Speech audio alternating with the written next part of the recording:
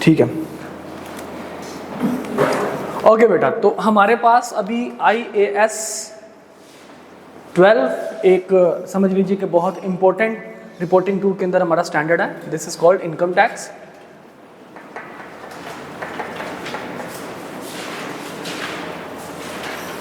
Income tax के अंदर जो मेजर चीज़ें हैं वो दो आप लोगों ने इसमें पढ़नी है IAS 12 में। एक है आपके पास करंट टैक्स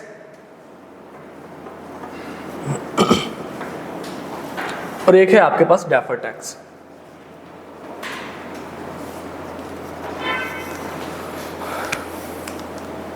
देखिए इनका बिल्कुल इनिशियल जो है वो मैं आपको समझा देता हूँ थोड़ा सा।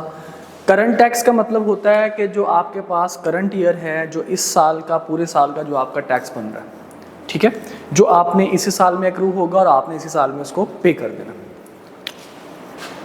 इसको हम लोग कहते हैं टैक्स फॉर द ईयर।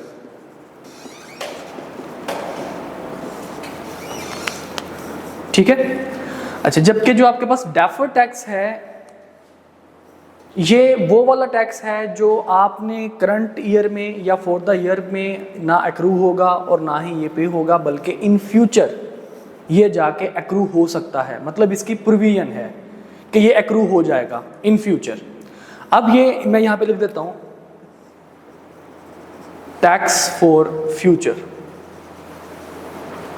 ये फ्यूचर और करंट में कैसे हमें पता चलेगा? देखिए बेटा, एक होता है अकाउंटिंग प्रॉफिट,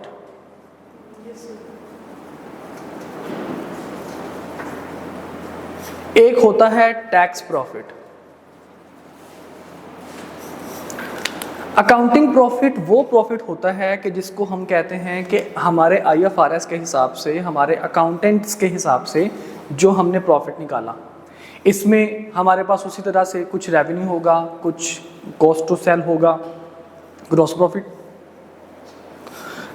आएगा। ग्रॉस प्रॉफिट के बाद हमारे इनडायरेक्ट एक्सपेंसेस होंगे, ठीक है, जो हमें IFRS ने अलाउ किए होंगे। जनाब ये वाले एक्सपेंसेस हैं। मिसाल के तौर पर वो कहता है जनाब आपके पास लीज पे अगर आपने कोई एसेट लिया है तो finance cost is your expense, ठीक है, तो वो आप अपने GP में से क्या करवा सकते हैं, उसको माइनस करवा सकते हैं। इसी तरह वो कहता है जी आपने अपना कोई एसेट बेचा, एसेट बेच के आपको उसके ऊपर जो डिस्पोजल के ऊपर जो गेन मिला, दिस इज योर इनकम, ठीक है, गेन ऑन डिस्पोजल जिसको हम लोग कहते हैं, तो वो आपकी इनकम है। तो ये अकाउंटेंट ने कहा कि जनाब इसको ऐड कर लीजिए, तो आपके पास ग्रॉस प्रॉफिट में से कुछ इनडायरेक्ट एक्सपेंसेस माइनस हो जाएंगे और आपकी अदर इनकम्स क्या हो जाएंगे, इसमें ऐड हो जाएंगे। लास्ट में हमारे पास आ जाएगा अकाउंटिंग प्रॉफिट। ओके, टैक्स वाले क्या करते हैं? टैक्स वालों के अपने रूल्स हैं। टैक्स वाले कहते हैं कि जी हमारे टैक्स अथॉरिटीज़ के हिसाब से जितना आपका टैक्स बनता है। अब इनके टैक्स अथॉरिटीज़ के हिसाब से कैसे बनेगा? कुछ अकाउंटिंग के रूल्स हैं जिनको टैक्स वाले नहीं मानते। मिसाल के तौर पर अभी मैंने आपको एग्जांपल दी कि अगर आपने लीज पे कोई गाड़ी ली है, कोई एसेट लिया है, तो उसकी फाइनेंस कॉस्ट अकाउंटिंग वाले क्या कहते हैं, हमारा क्या है, एक्सपेंस है, ठीक है। और टैक्स वाले कहते हैं जी लीज पे कोई बंदा एसेट ले तो वो एसेट होता ही नहीं है, फाइनेंस कॉस्ट उसकी होती कोई नहीं है, सिर्फ और सिर्फ जो लीज रेंटल है वही एक्सपेंस है। और हम कहते हैं कि लीज रेंटल हमारा एक्सपेंस नहीं है, बल्कि हकीकत में फाइनेंस कॉस्ट जो है वो हमारा एक्सपेंस है। लीज रेंटल तो हम अपनी लायबिलिटी में से कम करते हैं, ठीक है। तो टैक्स वाले टोटली उससे क्या है, डिफरेंट है। जैसे अभी मैंने एक दूसरी एग्जांपल दी कि डिस्पोजल के ऊपर आपके पास कोई एसेट पड़ा था, आपके पास कोई ज़मीन पड़ी थी, लैंड थी, उसके ऊपर आपने बेचा, डिस्पोजल, आपको गेन मिल गया। टैक्स वाले कहते हैं कि भाई साहब नहीं, लैंड एक कैपिटल एसेट है, वहाँ से मिलने वाली जो इनकम है वो आपकी अकाउंटिंग प्रॉफिट का हिस्सा नहीं होना चाहिए, वो आपके बिजनेस के प्रॉफिट का हिस्सा नहीं होना चाहिए, वो कैपिटल गेन है, उसके ऊपर कैपिटल गेन में जाना चाहिए, वो बिजनेस के ऊपर नहीं लगना चाहिए। तो यहाँ पे कंट्राडिक्शन आ जाती है अकाउंटिंग प्रॉफिट में और टैक्स प्रॉफिट में, ठीक है। अब अकाउंटिंग प्रॉफिट आपको गिवन होगा, टैक्स प्रॉफिट आपने निकालना होगा। अब जो डिफरेंसेस हैं इनके अकाउंटिंग प्रॉफिट के और टैक्स प्रॉफिट के, अगर डिफरेंसेस हैं आपके पास फॉर द ईयर कि उसी साल डिफरेंसेस अगर हुए, उसी साल आपने उनको क्या कर दिया, अकाउंट फॉर कर दिया। मिसाल के तौर पर जैसे मैंने बताया, फाइनेंस कॉस्ट आपने अकाउंटेंट ने क्या किया होगा, एक्सपेंस के तौर पर माइनस करवाई होगी, ठीक है। जबकि आपके टैक्स वाले ने क्या किया होगा, वो उसको कॉस्ट मानता ही नहीं है, तो उसने कहा जनाब ये एक्सपेंस नहीं है, तो इसी साल ये फाइनेंस कॉस्ट अकर हुई और इसी साल ये क्या हो गई, इसका डिफरेंस खत्म हो गया। तो इनकी कैलकुलेशन करके हम लोग जो पहुंचेंगे, जो हमारे फॉर द ईयर डिफरेंसेस हैं उनको खत्म करके जो पहुंचेंगे, तो वो हम कौन सी कैलकुलेशन कर रहे होंगे, हमारी करंट टैक्स की। ठीक है, रेट अप्लाई कर देंगे तो करंट टैक्स की उसके आ जाएगा। लेकिन अगर मैं बात करता हूँ टेम्परेरी डिफरेंस, जो कि फॉर द ईयर डिफरेंसेस खत्म नहीं हुए, जो कि फॉर द ईयर डिफरेंसेस खत्म नहीं हुए, मिसाल के तौर पर हमने कहा जी, अकाउंटेंट ने कहा कि हमारी एक चीज़ के ऊपर डेप्रिसिएशन हमने निकाली है, लेट सपोज हमने 20% डेप्रिसिएशन चार्ज की है हमारे बिल्डिंग के ऊपर। ठीक है, तो जाहिर बात है इसकी जो बुक वैल्यू निकलेगी वो 80% निकलेगी, क्योंकि 20% तो डेप्रिसिएशन में चली गई, तो बुक वैल्यू कितनी निकलेगी। अच्छा, टैक्स वाले कहते हैं कि जी बिल्डिंग के ऊपर जो डेप्रिसिएशन है वो 20% नहीं होनी चाहिए, वो 10% होनी चाहिए। तो इनके हिसाब से 10% डेप्रिसिएशन चार्ज होनी चाहिए बिल्डिंग के ऊपर। तो इसकी जो बुक वैल्यू निकलेगी, हम इसको बुक वैल्यू की बजाय हम इसको कहते हैं टैक्स बेस। हम क्या कहते हैं इसको, नाम थोड़ा सा हम डिफरेंट दे देते हैं कि टैक्स वालों के हिसाब से कितनी वैल्यू है एसेट की और अकाउंटेंट के हिसाब से कितनी वैल्यू है एसेट की। अकाउंटेंट के हिसाब से एसेट की वैल्यू कितनी रह चुकी होगी साल के बाद डेप्रिसिएशन के बाद, जिसको मैंने बुक वैल्यू का नाम दिया, दैट इज 80%। ठीक है, और टैक्स वालों के हिसाब से एसेट की वैल्यू, जिसको मैंने टैक्स बेस का नाम दिया, वो कितनी रह चुकी होगी, 90%। अब ये इनका डिफरेंस आ गया। अब ये डिफरेंस फॉर द ईयर में खत्म नहीं होगा, this is called temporary difference. इसको हम लोग क्या कहते हैं, टेम्परेरी। एक टाइम आएगा इन फ्यूचर कि ये डिफरेंस खत्म हो जाएगा, ये आपके पास 5 साल में और ये 10 साल में। तो जैसे जैसे एसेट की वैल्यू खत्म होती जाएगी, एक फ्यूचर में टाइम जरूर ऐसा आएगा कि जिसमें ये डिफरेंस क्या हो जाएगा, खत्म हो जाएगा। तो हम इसको कहते हैं कि टेम्परेरी डिफरेंस है। ठीक है, टेम्परेरी डिफरेंस का मतलब क्या होता है कि जनाब ये अभी के लिए है, इन फ्यूचर इसमें क्या हो जाना है, खत्म हो जाना है। ओके, तो ये जो टेम्परेरी डिफरेंस आपके पास आएगा, ये क्योंकि फॉर द ईयर खत्म नहीं हो रहा, ये एट द इन फ्यूचर जो है जाके खत्म होगा, अगले सालों में पता नहीं कब खत्म होगा, लेकिन खत्म जरूर हो जाएगा आने वाले सालों में। तो जब ये डिफरेंस इनका खत्म होगा, तो फिर इनका जो टैक्स है वो भी क्या हो जाएगा, चेंज हो जाएगा। पहले लेट सपोज आपके ऊपर डेप्रिसिएशन 20% था, एक्सपेंस ज्यादा था। ठीक है, हमने कहा जी डेप्रिसिएशन 10% है, एक्सपेंस कम है, तो आपके पास बुक वैल्यू का जो डिफरेंस आया, दैट इज ऑल्सो 10% डिफरेंस। ठीक है, हमने कहा जनाब हमारा जो टैक्स है वो क्योंकि हमारा एक्सपेंस कम हो चुका है, तो हमारा प्रॉफिट ज़्यादा हो जाएगा, तो प्रॉफिट ज़्यादा होगा तो हमें टैक्स भी ज़्यादा देना पड़ेगा। ठीक है, तो इन फ्यूचर जब हमारे एसेट्स की वैल्यूज खत्म हो जाएंगी, टेम्परेरी डिफरेंसेस हमारे खत्म हो जाएंगे, तो फिर इसका मतलब क्या हुआ, जो हमारा इफेक्ट आएगा टैक्स के ऊपर, वो भी तो हमने चेंज देखना होगा कि फ्यूचर में हमें टैक्स ज़्यादा पे करना पड़ सकता है या फ्यूचर में हमें टैक्स कम पे करना पड़ सकता है। ठीक है, तो जो फ्यूचर वाले टैक्सेस हैं उसको हमने क्या नाम दिया, डेफर टैक्स। तो डेफर टैक्स हकीकत में क्या करता है, डेफर टैक्स टेम्परेरी डिफरेंसेस जो कि फॉर द ईयर डिफरेंसेस नहीं है, उनके हिसाब से जब हम उसकी कैलकुलेशन करेंगे, उसकी प्रोविजन डालेंगे, that would be called defer tax. Okay, तो ये बेसिक साइड मैंने आप लोगों को बताया कि इनका डिफरेंसेस क्या है। अब हम बारी बारी पहले करंट टैक्स के देखेंगे डिटेल में, उसके बाद इंशाल्लाह हम लोग डेफर टैक्स को डिटेल में देखेंगे। ओके, तो आते हैं जनाब हम करंट टैक्स की तरफ।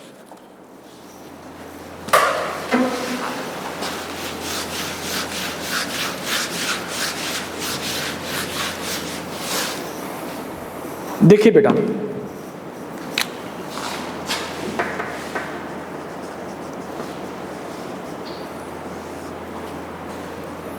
करंट टैक्स, करंट टैक्स कैसे हम लोग निकालते हैं, हम कहते हैं जी आपने करंट टैक्सेबल प्रॉफिट पे मल्टीप्लाई करना है tax rate. Current taxable profit पे करंट ईयर के जो टैक्सेबल हमारा प्रॉफिट होगा उसको आपने मल्टीप्लाई करवाना है किसके साथ, टैक्स रेट के साथ। अब इसमें दो चीजें हैं, एक तो है टैक्सेबल प्रॉफिट और एक है टैक्स रेट। हम पहले इसकी बात करते हैं, इसके बाद थोड़ी देर में करते हैं। टैक्स रेट जो है बेटा आपको एक चीज़ का बखूबी अंदाज़ा होगा, पाकिस्तान में जनरली जो हमारे अकाउंटिंग पीरियड जो है वो जुलाई से जून तक है। 30 जून को हमारे जितने भी कंपनीज़ हैं वो सारे के सारे अपने रिपोर्टिंग पीरियड उनका एंड हो जाता है और अपने वो क्लोज़ कर लेते हैं अपने अकाउंट्स को, ऐसे ही है। अच्छा, अब होता क्या है कि जब वो करंट ईयर में अपने टैक्स को अपने अकाउंट्स को क्लोज़ करते हैं तो ज़ाहिर पता फिर उन्होंने टैक्स को भी डालना होता है कि जनाब इतना प्रॉफिट है तो इतना अप्रॉक्सीमेट मेरा टैक्स आएगा। अब वो टैक्स की जो कैलकुलेशन करते हैं वो एक्चुअल नहीं होती, वो एक्चुअल नहीं होती। क्यों? क्योंकि उस टाइम पे 30 जून को वो टैक्स पे नहीं कर रहे होते, क्योंकि कंपनीज का जो रिटर्न फाइल करने का जो टाइम है दैट इज 31, जो ड्यू डेट है उनकी फाइनल लास्ट डेट है दिसंबर। उन्होंने दिसंबर में जाके अपना रिटर्न फाइल करनी होती है, लेकिन इनके अकाउंट्स कब क्लोज हो जाते हैं? 30 जून पे। जून में इन लोगों ने अपना टैक्स भी शो करवाना होता है, टैक्सेबल प्रॉफिट तो उनके पास निकल आता है, लेकिन जो टैक्स रेट है ये एज्यूम टैक्स रेट लेते हैं। अब ये एजम्पशन किस बेस पे लेते हैं कि जनाब टैक्स रेट कौन सा है? वो कहते हैं जी इनएक्टेड और सब्सटेंशियली इनएक्टेड टैक्स रेट। ऐसा रेट जो कि गवर्नमेंट ने पास कर दिया हो, जैसे भी आप लोगों को पता है कि अभी 30 जून नहीं आया और बजट जनाब हमारा प्रेजेंट कर दिया गया। अब इसके अंदर इस बजट में उन्होंने टैक्स रेट्स भी बता दिए, कंपनीज के लिए रेट उन्होंने चेंज नहीं किया। Thank you so much for this opportunity कि जनाब 29% का 29% ही होगा कंपनीज के लिए, स्मॉल कंपनीज के लिए 27% होगा। हाँ, आप लोगों के लिए इंडिविजुअल्स के लिए उन्होंने रेट थोड़े से ज़रा चेंज कर दिए हैं। ओके, अब ये फिलहाल 18% है। अभी बजट पास होने के बाद हम देखेंगे कि क्या है क्या नहीं है। इनकम टैक्स की जो उनकी रेट स्लैब्स हैं वो स्लैब्स तकरीबन स्लैब्स वही रखे हुए हैं उन लोगों ने, मतलब 6 लाख तक किसी किस्म का कोई नहीं है टैक्स, लेकिन उनका आगे जो टैक्स रेट्स हैं वो चेंज कर दिए हैं, वो थोड़े से बढ़ा दिए हैं, तो सैलरी परसेंट के ऊपर ज़्यादा मतलब बोझ आ गया। बट एनीवेज, तो कहते हैं जी आपको अभी या तो टैक्स रेट जो है वो पास हो चुका हो, ठीक है, बजट आ चुका हो, बजट की मंजूरी हो चुकी हो और टैक्स रेट पास हो चुका हो। आपने जब अपने अकाउंट्स क्लोज कर रहे हैं तो उस टाइम पे वो आपको पता चल जाएगा जैसे बजट पास होगा कि जनाब ये 30 जून तक जो है वो इतना टैक्स रेट है। तो आने वाले साल में, क्योंकि बजट का मतलब क्या है कि वो पिछले साल की बात नहीं कर रहे, वो आने वाले साल की बात कर रहे हैं, ठीक है। तो आने वाले जब हम बजट की बात करते हैं 2024 की, फाइनेंस एक्ट 2024 की, तो हकीकत में वो 2024-25 का फाइनेंस एक्ट होता है कि आने वाले साल में क्या हमने करना है। तो कहता है जी अगर तो बजट पास हो चुका है तो उसमें हमें कंफर्म हो चुका होगा कि टैक्स रेट ये है, तो उसको हम कहते हैं इनएक्टेड टैक्स रेट, ठीक है। इनएक्टेड मतलब जो एक्ट के जरिए पास हो चुका है, जो एक्ट बन के पास हो चुका है फाइनेंस एक्ट के अंदर। अच्छा, दूसरा, अभी अगर आपने अपने अकाउंट्स को क्लोज कर लिया लेकिन अभी बजट पास नहीं हुआ, बजट जस्ट एक प्रेजेंट किया गया है और लेकिन कीन चांसेस हैं कि यही जो है वो टैक्स रेट रहेगा। जैसे कि अभी की सिचुएशन है, अभी बजट हमारा पास नहीं हुआ लेकिन प्रेजेंट कर दिया गया, ठीक है, और 95% चांसेस हैं कि जो बजट प्रेजेंट किया गया है उसको एज इट इज़ क्या कर लिया जाएगा, एक्सेप्ट कर लिया जाएगा, ठीक है, क्योंकि प्रेसिडेंट के साइन चाहिए होते हैं बजट के ऊपर, तो प्रेसिडेंट साइन कर देगा, ठीक है जी। तो उसको हम लोग कहते हैं कि अभी बजट पास होने से पहले, लेकिन आपको कंफर्मेशन थोड़ी बहुत है, कंफर्मेशन तो बजट पास होने के बाद होगी, लेकिन आपको लगता है कि ज़्यादातर चांसेस यही हैं कि यही रेट होगा, तो that is called substantially enacted tax rate. Okay, तो कहते हैं जी आपके पास इनएक्टेड टैक्स रेट है तो वो देखेंगे, अदरवाइज आप सब्सटेंशियली इनएक्टेड टैक्स रेट यहाँ पे देखेंगे, क्योंकि आपने 30 जून को अपने अकाउंट्स क्लोज करने हैं और 31 दिसंबर को जाके आपने अपनी रिटर्न जमा करवानी है।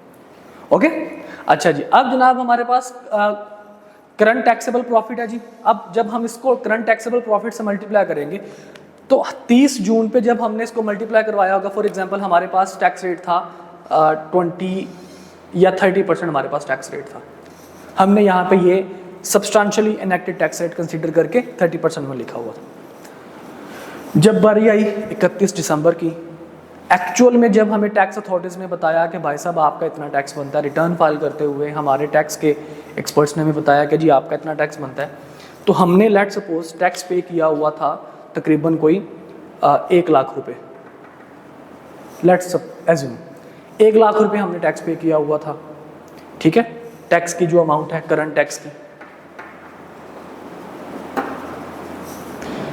किस डेट पे हमने लिखा हुआ था 30/6 पे कि जनाब 1 लाख रुपए हमारा टैक्स है, लेकिन जब हमने एक्चुअल में टैक्स पे किया तो हमने वो पे किया 1,20,000 रुपये।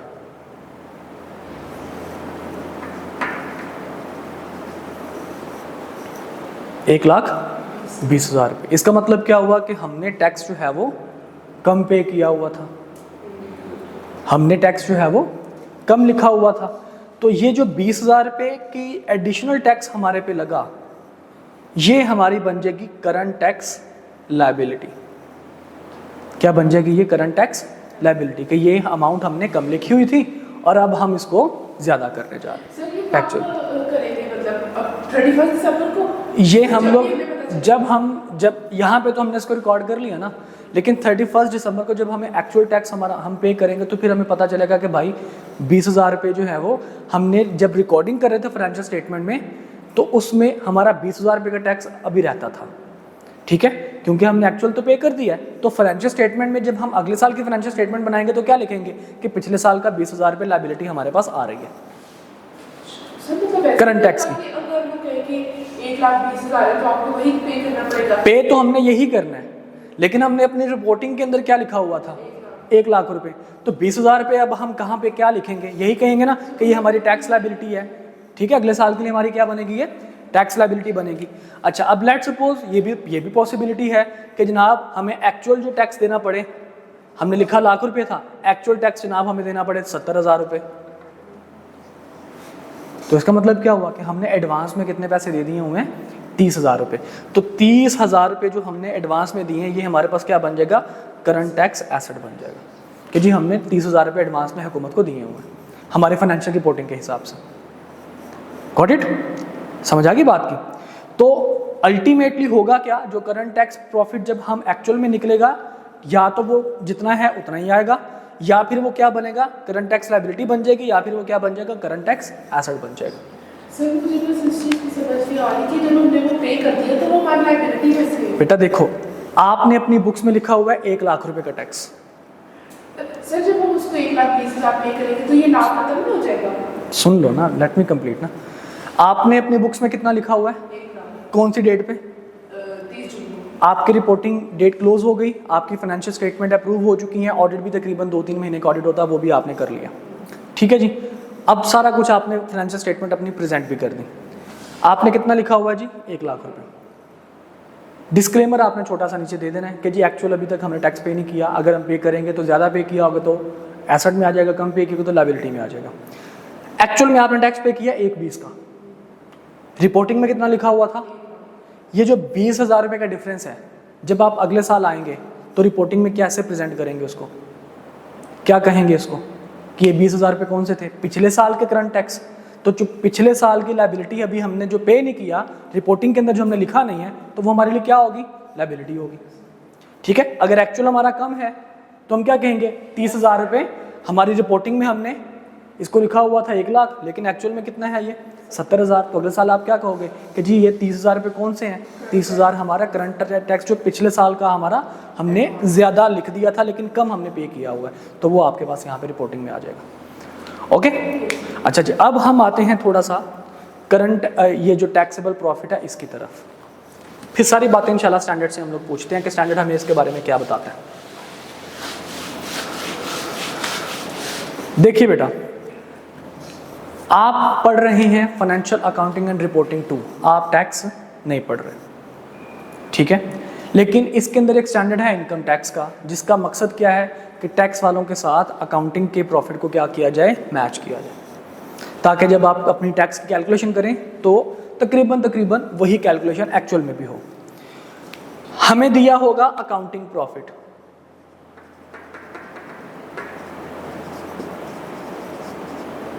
हम बैठे हैं अपने कंपनी के टैक्स डिपार्टमेंट के अंदर, हमें फाइनेंशियल स्टेटमेंट्स जब मिलेंगी तो फाइनेंशियल स्टेटमेंट्स में टैक्स का तो नहीं होगा, फाइनेंशियल स्टेटमेंट में क्या आ रहा होगा? आपका अकाउंटिंग प्रॉफिट आ रहा होगा। ओके, अब हम टैक्स के एक्सपर्ट हैं, हम बैठे हैं जनाब अपने टैक्स डिपार्टमेंट में, IAS 12 कर रहे हैं हम लोग, करंट टैक्स की कैलकुलेशन कर रहे हैं। हमें चाहिए टैक्सेबल प्रॉफिट। हमें प्रोवाइड किस चीज़ को किया गया? हमें प्रोवाइड कर दिया गया अकाउंटिंग प्रॉफिट। अब इस अकाउंटिंग प्रॉफिट में कुछ ऐसे भी एक्सपेंसेस हैं जिनको अकाउंटेंट ने माना हुआ है और हम लोग नहीं मानते, टैक्स वाले नहीं मानते। हम लोग कौन है? टैक्स वाले। और कुछ ऐसे भी एक्सपेंसेस हैं कि जिनको अकाउंटेंट नहीं मानता और हम लोगों नहीं मानते, हम लोग मान लेते हैं। ठीक है, जैसे कि आपको मैंने अभी एग्जांपल दी हमारे लीज रेंटल की। लीज रेंटल हम कहते हैं हमारी लायबिलिटी में से कम होता है, इसकी फाइनेंस चार्ज और डेप्रिसिएशन क्या करो, चार्ज कर दो हमारे प्रॉफिट एंड लॉस के अंदर। ठीक है, अकाउंटिंग एक्सपेंस में आ जाएगा। लेकिन हम क्या कहते हैं? डेप्रिसिएशन लीज पे होती नहीं है क्योंकि लीज एसेट आपका है ही नहीं, टैक्स वाले ये कहते हैं। ठीक है, और फाइनेंस कॉस्ट भी किसी किस्म का कोई एक्सपेंस नहीं है। ठीक है, तो कहते हैं जी लीज रेंटल एक्सपेंस है, अकाउंटिंग वाले कहते हैं लीज रेंटल एक्सपेंस ही नहीं है, उसमें से जो प्रिंसिपल की अमाउंट है वो आपकी लायबिलिटी को कम करती है। अकाउंटेंट वाले यानी कि अकाउंटिंग वाले जो हैं, कुछ ऐसे एक्सपेंसेस हैं जिनको अकाउंटिंग वाले मानते हैं और हम नहीं मानते। ठीक है, फाइनेंस कॉस्ट। कुछ ऐसे एक्सपेंसेस हैं जिनको हम मानते हैं लेकिन अकाउंटिंग वाले नहीं मानते, जैसे कि लीज रेंटल। ओके, अच्छा, फिर कुछ ऐसी इनकम्स हैं जिनको अकाउंटिंग वाले मानते हैं, disposal on land, gain on disposal of land, accounting वाले गेन मानते हैं, इनकम मानते हैं, लेकिन टैक्स वाले कहते हैं भाई साहब ये आपकी बिजनेस इनकम नहीं है, टैक्स वाले उस इनकम को नहीं मानते। इसी तरह कुछ इनकम्स ऐसी हैं जिनको टैक्स वाले तो मानते हैं लेकिन आपकी अकाउंटिंग वाले जो हैं वो उस इनकम को नहीं मानते। ठीक है, अब ये 4 किस्म के डिफरेंसेस आ सकते हैं। और अगर कोई ऐसा एक्सपेंस है जिसको टैक्स वाले भी नहीं मानते और अकाउंटिंग वाले भी नहीं मानते तो उसका तो कुछ भी नहीं आएगा। ऐसा एक्सपेंस जिसको टैक्स वाले भी मानते हैं और अकाउंटिंग वाले भी मानते हैं उसका भी नेट इफेक्ट कुछ नहीं आएगा।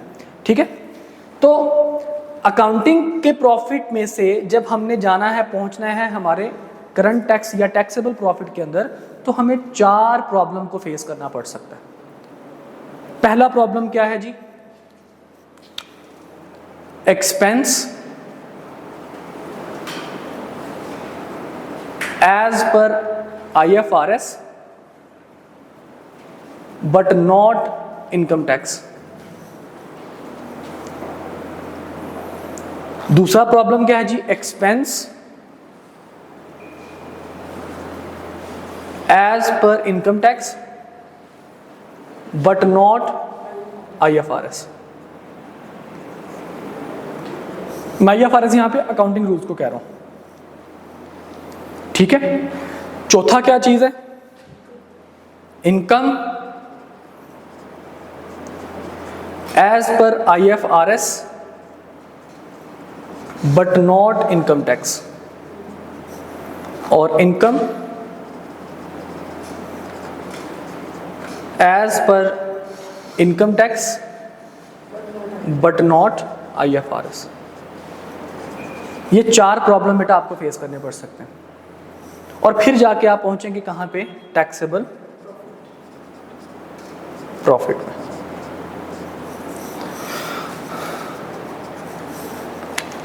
अच्छा जी, अब इन 4 किस्म के प्रॉब्लम को आपने टैकल कैसे करना है? देखिए बेटा, ये दिया होगा, हमने यहां तक पहुंचना है। हमने क्या कहना जी? टैक्स वाले हमेशा ठीक कहते हैं। जब हम IAS 12 कर रहे होंगे तो हमने क्या कहना है? क्योंकि हम टैक्स डिपार्टमेंट में बैठे हैं, हमने कैलकुलेशन अपने हिसाब से देखनी है, तो हम क्या कहेंगे? टैक्स वाले ठीक हैं, अकाउंटेंट जो है वो पागल है, वो हमें बैठा हुआ है, CS ने किया हुआ, उसको शर्म नहीं आती अकाउंटिंग करते हुए। ठीक है जी, तो क्योंकि ये वाले भी लोग कौन हो सकते हैं? ये वाले भी चार्टर्ड अकाउंटेंट हो सकते हैं। ये इनके ऊपर डाउट हो सकता है कि भाई ये क्योंकि CA जो है वो नॉर्मली फाइनेंशियल रिपोर्टिंग बनाने की जो है ना जॉब वगैरह वो इतनी नहीं करते, वो ऑडिट की जॉब करते हैं या टैक्स की जॉब करते हैं ज़्यादातर। वो रिपोर्टिंग की तरफ को नहीं जाते, रिपोर्टिंग में ECCS बैठे होते हैं या रिपोर्टिंग में MBS वगैरह बैठे होते हैं। एनीवेज, हम वापस आते हैं हमारे। अच्छा, अकाउंटिंग प्रॉफिट दिया होगा, ये 4 प्रॉब्लम फेस करनी पड़ेंगी। अब इन 4 प्रॉब्लम को हमने टैकल कैसे करना है? देखिए बेटा, हम कहते हैं कि जी टैक्स वाले ने कह दिया कि दिन है तो हम क्या मान लेंगे? दिन है। टैक्स वाले ने कह दिया कि रात है, सूरज निकला होगा, तो टैक्स वाले कहेंगे वो देखो सूरज निकला हुआ है, हाँ जी, इसको रात कहते हैं। तो हम क्या मान लेंगे? हम कहेंगे सर ओके, रात कहते हैं। ठीक है, IAS 12 के हिसाब से। इसका मतलब क्या हुआ कि हमने इसको एडजस्ट करना है इसके हिसाब से। ये कहता है कि एक्सपेंस नहीं है, हम क्या कहते हैं एक्सपेंस, ये अकाउंटिंग वाले क्या कहते हैं एक्सपेंस है। अकाउंटिंग वाले ने क्या किया होगा, इसको माइनस करवाया होगा, ये कहता है एक्सपेंस नहीं है। तो अब इसकी बात मानने के लिए हमें क्या करना पड़ेगा, जिस एक्सपेंस को माइनस करवाया था हम उसको क्या कर देंगे, ऐड कर देंगे।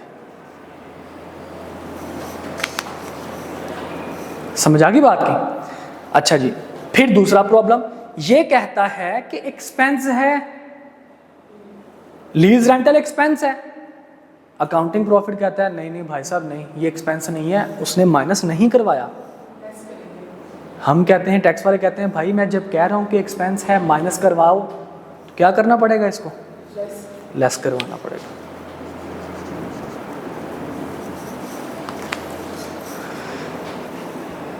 IFRS अकाउंटिंग प्रॉफिट हमें बताता है कि जनाब ये फलां इनकम जो है वो आपकी इनकम में आती है, वो हम उसको कंसीडर करते हैं जैसे कि gain on disposal of land.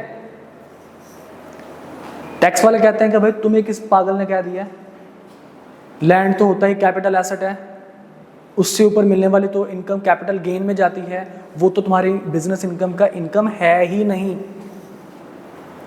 यानी कि टैक्स वाले इनकम को इनकम नहीं मानते, रिपोर्टिंग वाले ने इनकम मान के ऐड किया होगा, तो हम क्या करेंगे, लेस करवा देंगे। शाबाश।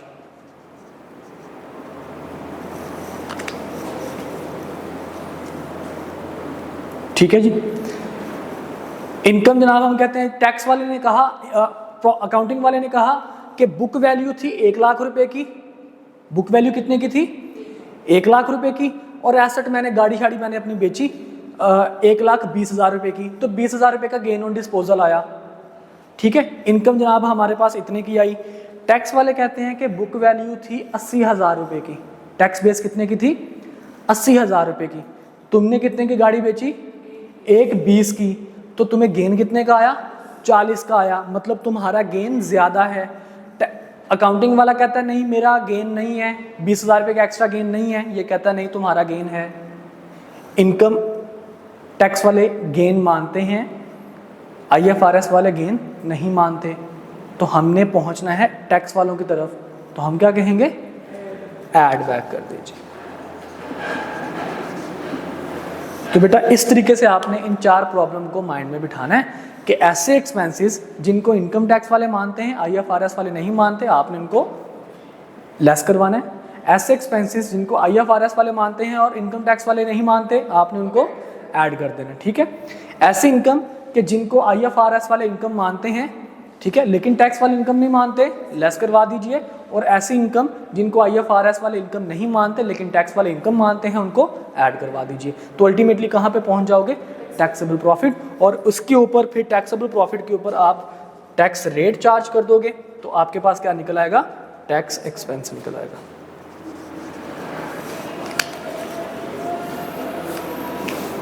Got it. अब जरा आते हैं हम हमारे इसकी तरफ, अपना जो क्या नाम है इसका यार, स्टैंडर्ड की तरफ आते हैं।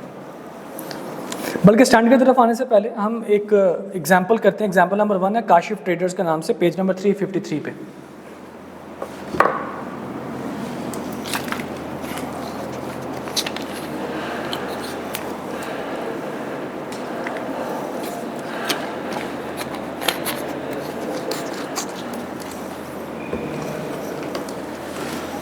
मिला सबको, काशिफ ट्रेडर्स 353।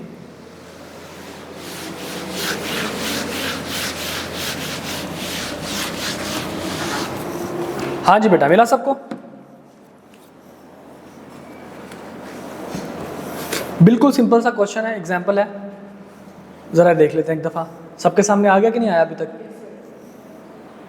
हाँ जी, आ गया अब्दुल रहमान? ओके जी।